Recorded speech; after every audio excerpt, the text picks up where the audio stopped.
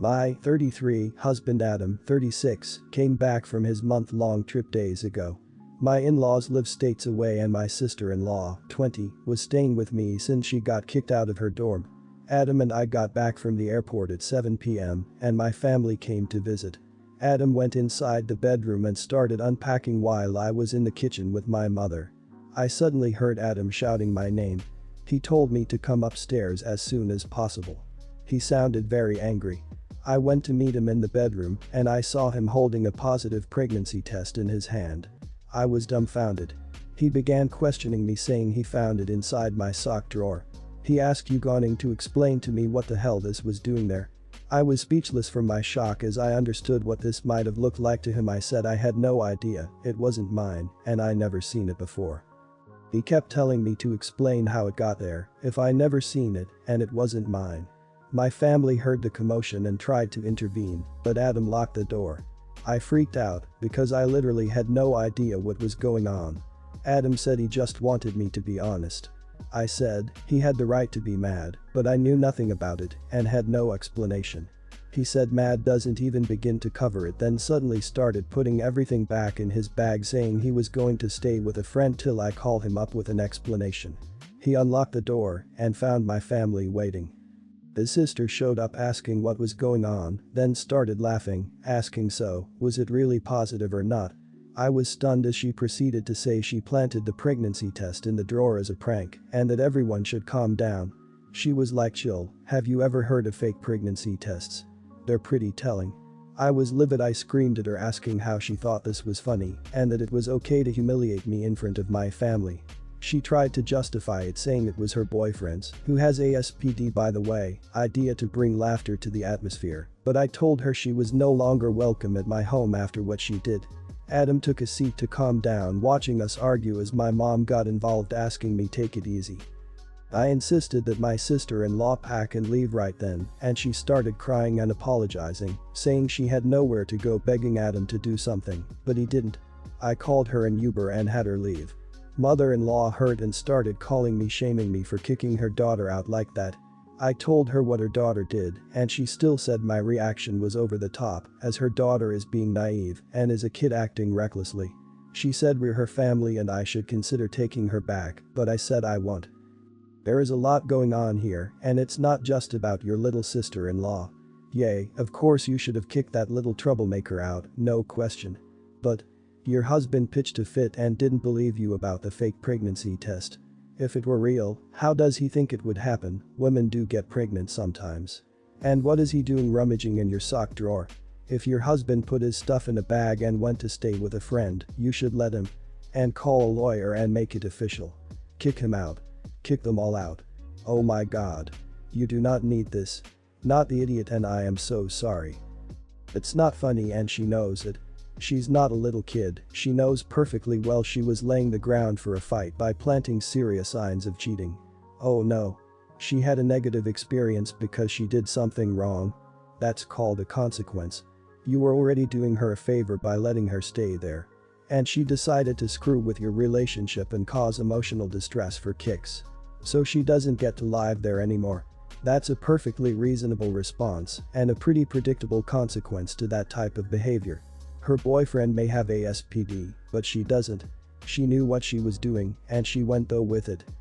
When people do really horrible things and try to tell you that it wasn't that serious, the way to force them to acknowledge that you do take it seriously and they have to take your reaction seriously is by making them face consequences for their actions and not backing down.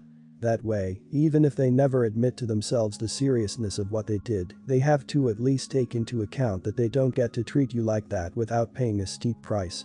If their behavior doesn't improve after that, then they are worth keeping at a distance long term. So, my son has a birthday party every year. At this party, he always has food that consists of one of his favorite flavors of cake, such as chocolate, pineapple, etc. This year, he has decided that he wants the theme to be strawberry flavored food. Now, I'm sure most people will agree with me that having birthday parties with a food theme isn't an issue. However, in this case it is. My son has a friend in his class. This friend has been to every birthday party my son has had. The problem is that this friend has a strawberry allergy, so you can see where the issue would stem from. My son has said that he wants to have a strawberry flavored food theme for his party and that his friend likely won't be able to come due to his allergy. I told my son that if that's he wants, then he's allowed to do that since it is his birthday. My son told his friend about his plans. According to my son, he made it clear that him not inviting him wasn't to be malicious and that the only reason he wasn't invited was due to his food allergy. According to my friend, his mum thinks I'm being an idiot by supporting my son's decision to not invite this friend since she believes that a birthday party needs to be inclusive. Am I the idiot in this case? You are the idiot. Even if the kid has a known allergy, you invite him. Let the mom know about the food and let her decide if he can attend. Even if she chooses to keep him home, at least he is included. But seriously, what an odd choice of party theme. Every single year you plan every single item of food at the party around one specific cake flavor. It also seems like you are doing mental gymnastics around the idea of not inviting this kid. Like everything at the party will be strawberry theme, not just the cake. Do guests even like this? Like, is it chicken sandwiches with strawberry salsa and spinach and strawberry salad? I always feel disappointed when we put so much focus on getting the birthday child or the bride and groom whatever they want because it's their day. Birthdays and weddings should be days of celebrating with your friends and family, not just getting whatever I want. No wonder there is so much entitled drama associated with family celebrations of all kinds. People use it as an excuse to act horrible to each other. I'm sorry, but I think you are the idiot. Worse yet, I think you are raising your son to be one.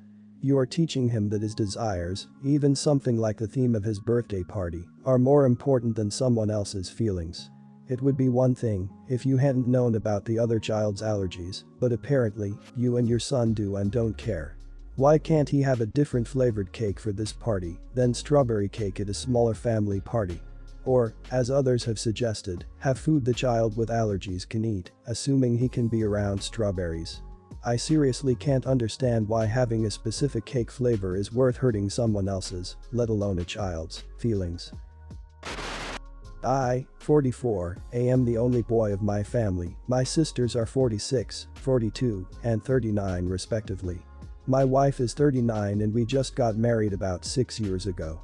We have one daughter aged 4 and a son aged 3. My parents are both in their 70s. Sadly, we recently found out that my father doesn't have much time left. My sisters and I all spent our formative years in a northern Midwestern state, but my father received a job offer on the East Coast when I was 11 years old, so we moved there, and we've all lived in that general area since. When we received the bad news about our father's prognosis, my parents decided that we should take a family trip to our old state to visit old family gravesites, old family homesteads, cousins, etc. It just seemed like something that was very important to our parents. I thought that this seemed like a very worthwhile trip. Somehow, though, it got decided that this trip should include just the siblings and the grandchildren, which seemed to me bizarre. My older sister never got married or had kids, and I don't think she had any say in this. I think it was my 2 younger sisters, both of whom are struggling in their marriages and are on the verge of divorcing their husbands, who decided this. I argued back and forth with them that spouses should be included in this trip, but I was outvoted. I think both of my parents would have been happy to include our spouses, but they were just going to go along with a majority decision because it is most important to them to have their kids and grandkids there. When I told my wife about this, she became very upset. She said that if for no other reason as the mother of the 2 children, I would be bringing along that she should be included so that she didn't have to be away from her kids. I told her that I absolutely agreed and that I stood up for her, but that I was outvoted. She then told me that I should take a stand and refuse to go on this trip unless she is included, but I told her that the trip was too important for me to dig my heels in and miss for any reason, so that I would be going, even if in protest. She's, let's just say, not happy with me. I understand why my wife is upset, but I don't think it's fair for her to force me to make this choice. Am I the idiot? You're the idiot. She's your wife and part of the family. You should stand up for her to your family. She should be on the trip as well, if she wants to be.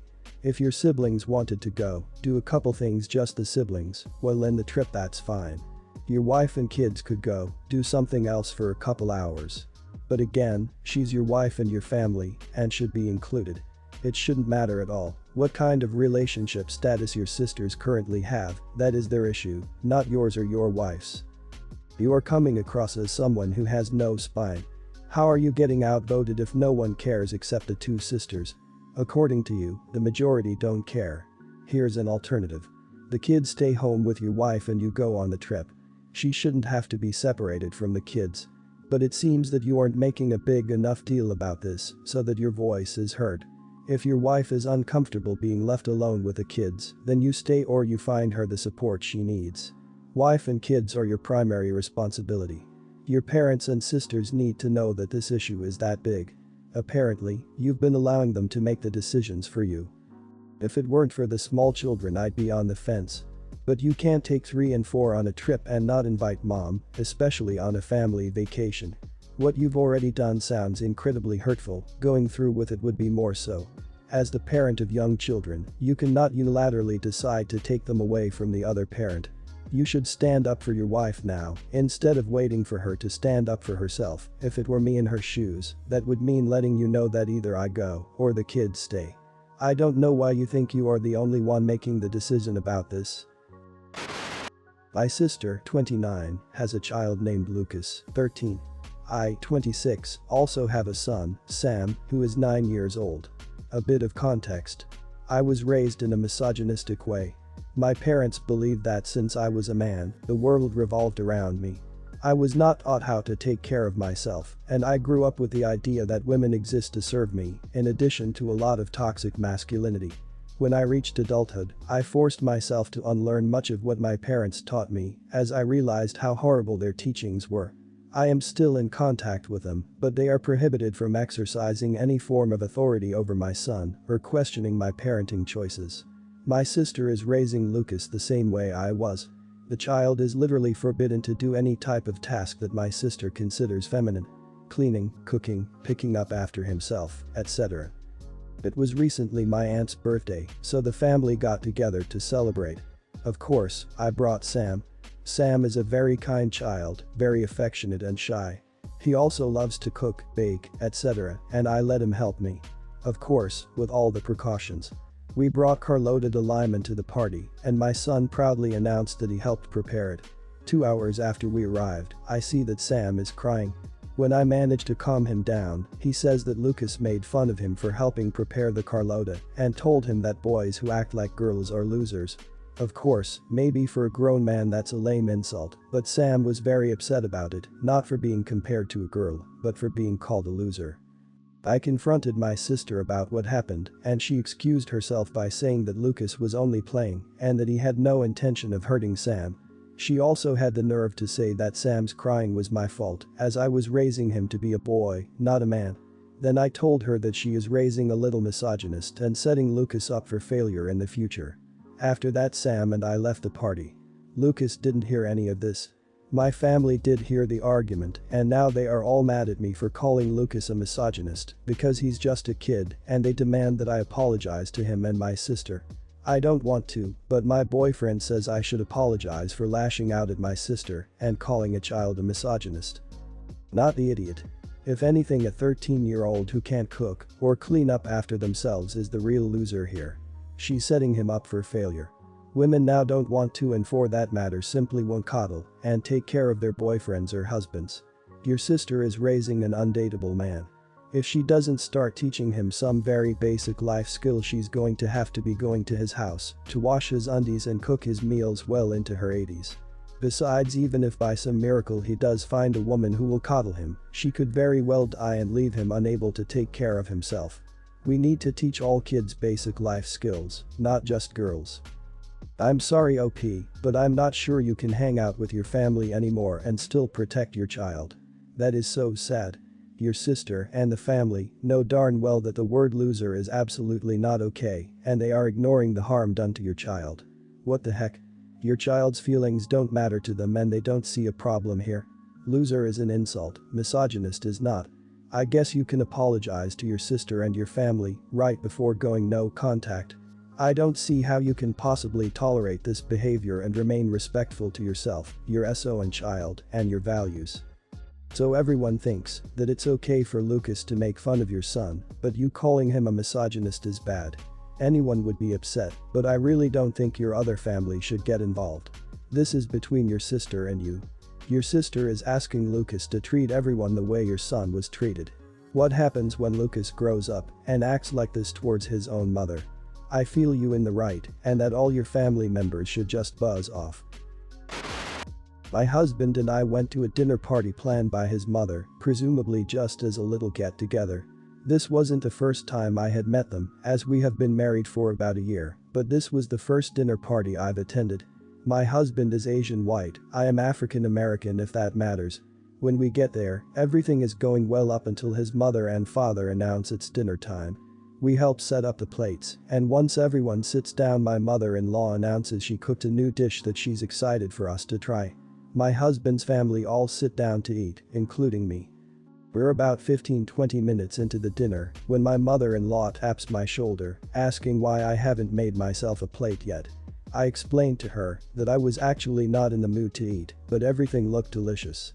She goes quiet for a second before going on a rant about how she didn't take so long to prepare, grocery shop, cook, and set the meals just for me to not eat any of it. I looked awkwardly to my husband and he just shrugged, clearly fearful of his mom. One of his cousins chimed in to say that the least I could do is take a small bite, wouldn't hurt. I shook my head, saying my stomach hurt and I would not be forcing myself to eat anything for the sake of anyone's feelings and that I don't just eat anyone's cooking. Mother-in-law accused me of accusing her of being unclean, to which I said she was taking my words out of context. She then spat some stuff about how I'm not a good wife to my husband since I absolutely refuse to eat Asian cooking and I'm too American anyways. I didn't say much back. Dinner was pretty awkward after that and my husband told me that I should have just tried a bite. I told him I hadn't meant to be rude, I was taught by my own mother not to just eat anyone's cooking and I refused to be forced to eat something I didn't want to eat. Am I the idiot? You're the idiot. You write it in a way that clearly makes an effort to make her look bad for an expectation that wasn't out of line. She made dinner, was excited for you to try it, and you didn't touch it. And what do you mean your mother raised not to just eat anyone's cooking? This isn't just anyone, this is your mother-in-law. You're so rude and so wrong. You've doubly insulted her by not touching her food and saying you're not going to just eat anyone's food, which makes me think this wasn't about you not wanting to eat and more about you letting his mother know where she stood. If you're not going to eat at a dinner party, stay home. If you don't think you're going to like the food, maybe you just don't like Asian food. Stay home. If you're feeling sick, stay home. Dinner is the point of the dinner party. It's super rude not to even take a small portion of something to put on your plate unless you're either vegan and everything's cooked with animal products or allergic to something that's in every dish. And don't ever use the excuse I don't just eat anyone's cooking ever again. I don't care what your mother taught you. You sound like a close-minded, entitled snob. Someone went out of their way to provide for you and you basically said cool and all, but no, don't want your stuff, I refuse to even try it and ignored that they did something nice for everyone, you're part of that everyone. And I was taught by my own mother not to just eat anyone's cooking, you might want to rethink that or soon nobody will be doing anything like that for you ever again. Might be okay to have that mentality at your home, but out in the world that attitude is considered pretty rude.